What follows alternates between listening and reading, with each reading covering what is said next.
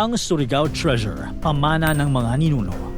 Bago pa man dumating ang mga Kastila, hindi natin akalain na may mga sinaunang Pilipino nang nabubuhay sa kasaganahan at kapangyarihan. Sila ay mga dato at maharlika na nagmamayari ng mga gintong alahas at kayamanang walang kapantay. Pero naisip mo ba kung saan napunta ang mga kayamanang ito matapos silang mawala? Noong 1981, sa kalagitnaan ng isang ordinaryong araw sa Surigao del Sur, nadiskubre ang isang yaman na nagbigay liwanag sa nakatagong bahagi ng ating nakaraan. Mga gintong kayamanang iniwan ng ating mga ninuno. Ano kaya ang mga lihim na kwento sa likod ng mga ito? Paano nito binago ang ating pagkakaunawa sa ating pinagmulan? May parte kaya tayo sa yamang ito? Tara, pag-usapan natin yan. Ang Surigao del Sur ay ang probinsya sa Pilipinas na puno ng likas na yaman at magagandang lugar katulad ng mga beaches, waterfalls at cold springs. Noong April 27, 1981, sa sitio Magroyong, Barrio San Miguel, Surigao del Sur, abala ang isang heavy machinery operator na si Edilberto Berto Morales sa kanyang trabaho sa isang government irrigation project doon. Habang nag-ooperate si Berto ng kanyang bulldozer, bigla siyang napatigil. May kakaiba siyang natamaan sa ilalim ng lupa. Ano kaya ito? Nuno sa punso? Dumi ng kalabaw o bato? Pero parang kumislap ang lahat. Dahil nang hukayin niya ito, bumungad ang iba't ibang gintong bagay na tila mula sa isang nawalang kaharian. Nakakalat ang mga ito sa isang 100 metrong haba ng lupa. At bawat piraso ay tila may natatagong kwento. Mula sa ilalim ng putik, unti-unting lumitaw ang mga sinaunang kayamanang ito na nagpapakita ng karangyaan ng ating mga ninuno. Kabilang dito ang isang gintong mangkok, mga pulseras na may mga nakakabit na mahahalagang bato at mga kwintas na binubuo ng beads na hugis shell. Pero ang pinaka-nakamamanghang natagpuan, isang 4.5 na metrong kamagi chain na halos 1.5 kilo ang bigat, na binubuo ng 12 magkakaugnay na piraso ng ginto. Sino ang totoong nagmamayari ng mga ito at itinadhana kaya na matuntun ni Berto ang mga ito? Nang mapagtanto ni Berto na sobrang mahahalagang bagay ang natuklasan niya, agad siyang nag-ingat. Mabilis niyang itinago ang mga gintong bagay mula sa kanyang mga kasamahan sa trabaho. Sinubukan niyang kumilos ng normal. Kunwari, hindi siya excited sa kanyang mga nadiskubre. Nang matapos ang kanyang shift, dahan-dahan niyang dinala ang mga ginto pa uwi na parang wala lang. Dinala niya ang mga ginto sa kanilang bahay sa loob ng isang sako ng bigas na tinakpan niya ng mga saging. Ang tanging sinabihan niya tungkol sa mga ginto ay ang kanyang pamilya. Habang tinitingnan ni Berto ang mga kayamanan sa kanyang harapan, nakaramdam siya ng matinding kaba. Paano kung may makaalam? Ano ang magiging epekto nito sa kanyang buhay at sa kanyang pamilya? Bigla niyang naalala ang kwento ni Rogelio Rojas na nakatuklas ng Golden Buddha noong 1971. Dahil sa kayamanang iyon, sinalakay ang bahay ni Rogelio ng mga armadong lalaki. Ninakaw ang gintong Buddha at mga gold bars. Isang maling hakbang at maaaring magbago ang lahat para sa pamilya ni Berto. Kaya naman, sa kabila ng pananabik na mapakinabangan niya ang mga kayamanan, nagdesisyon siyang itago ito upang protektahan ang kanyang pamilya at ang mismong mga ginto.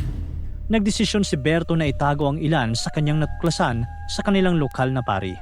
Umaasa na mapoprotektahan ito doon. Kasama ang kanyang pamilya, iniwan nila ang Surigao at lumipat sa Dumaguete City. Bilang dagdag na pag-iingat, nagpalit sila ng kanilang mga pangalan. Pagkalipas ng 1 taon, bumalik ang pamilya Morales sa Surigao. Kahit na may takot at agam-agam, sinubukan nilang ibenta ang ilang bahagi ng natitirang kayamanan. Ngunit habang ginagawa nila ito, tila may sumpa na nakakabit sa bawat piraso ng sinaunang yaman. Isang pakiramdam na parang may mga puwersang hindi dapat ginalaw. Tulad ng kasabihan, ang lihim kahit gaano mo pa itago, lilitaw din. Hindi nagtagal, kumalat ang balita tungkol sa natuklasan ni Berto. Sa isang iglap, ang tahimik na sitio Magroyong sa San Miguel, Surigao del Sur ay dinagsa ng mga treasure hunters at grave diggers. Winasak nila ang mapayapang paligid. Sinuyod ang bawat sulok sa paghahanap ng yaman. Sa loob lamang ng ilang buwan, nawala ang natitirang maharlikang kayamanan, kasabay ang pagkawala ng katahimikan ng dating payapang lugar. Ang mga sumunod na paghuhukay ay naging magulo at walang organisadong sistema para itago at idokumento ang mga nadiskubreng yaman. Dahil dito, maraming ginto mula sa Surigao ang naibenta ng lihim sa iba't ibang mga mamimili at koleksyonista. Pumasok din ang mga mapagsamantalang negosyante na naghanap ng paraan para kumita sa mga natuklasang yaman. Sa kasamaang palad, maraming magagandang piraso ng ginto ang nasira o binago ang itsura. Ang iba naman ay tinunaw at ibinenta bilang ordinaryong ginto, hindi isang mahalagang artifact. Sa loob lamang ng ilang buwan, nawala ang natitirang maharlikang kayamanan kasabay ang pagkawala ng katahimikan ng dating payapang lugar. Dahil sa mga pangyayaring ito, marami sa mga alaala ng ating kasaysayan ang naglaho. Sa kabila ng mga kaguluhan, nakarating din ang mga gintong kayamanan ng Surigao sa mga tamang kamay sa Maynila. Noong 1982, umabot ang balita tungkol sa mga sinaunang gintong bagay na ito sa mga kilalang collector. Isa na rito si Jaime Laya, ang gobernador ng Central Bank noon at kilalang art collector. Alam niya ang malaking kahalagahan ng Surigao treasure sa kasaysayan, kaya't naglaan siya ng karagdagang pondo para makuha ang mga natatanging piraso bago pa man sila tuluyang mawala. Kasabay nito, ang mag-asawang Leandro at Cecilia Locsin na may malawak na koleksyon ng mga Filipiniana ay nagkaroon din ng pagkakataong bumili ng mga gintong bagay mula sa Surigao. Malaki ang kanilang naitulong upang maiwasan ang pagtunaw at pagbebenta ng mga mahahalagang artifacts ng Pilipinas. Saan ba talaga galing ang mga artifacts na to? Noong marami ng gold pieces ang naipon sa MMA Central Bank at sa collection ng mga Locsin, nagtangka ang mga archaeologists at scholars na alamin kung saan talaga nagmula ang mga ito. Anong kultura o tribo kaya ang responsable sa paggawa? Kaso, walang written records o labels na makakapagbigay ng eksaktong sagot. Ang nagawa na lang ng mga eksperto ay i-compare ang mga ito sa ibang artifacts sa Southeast Asia para makagawa ng mga educated guesses tungkol sa kanilang pinagmulan. Sa Surigao-Agusan area, maraming ebidensya ang sinaunang paggamit ng ginto. Ayon kay archaeologist Wilfredo P. Ronquillo, ang ginto ay posibleng isa sa mga pangunahing dahilan ng malaking populasyon sa Butuan noong proto-historic period. May mga kwento rin tungkol sa mga Chinese traders na nagnenegosyo sa isang port na tinatawag na Butuan. Pero hindi ito ang modern-day Butuan City. Ang Butuan na ito ay nasa Masilangan sa pagitan ng kasalukuyang Butuan at ang lugar kung saan natagpuan ang Surigao treasure. Ayon kay historian at museum curator Florina Capistrano Baker, ang Agusan del Norte at Surigao del Sur ang mga lugar na nagbigay ng ilan sa pinakamahalagang gold finds sa bansa. Kasama sa mga natuklasan ay maraming South China wares mula 10th hanggang 12th century at ilang Chinese blue and white wares mula 13th hanggang 14th century. Dahil sa mga ebidensyang ito, tinatayang ang Surigao gold objects ay gawa ng ating mga ninuno mula 10th hanggang 13th century AD, bago pa dumating ang mga Espanyol sa Pilipinas.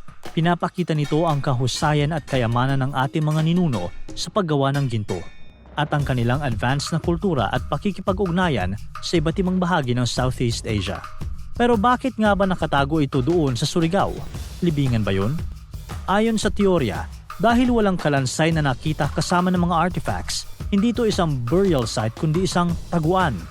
Posibleng ang mga naglibing nito ay pinatay o namatay sa isang labanan malayo sa lugar, kaya't walang nakakaalam ng lokasyon nito.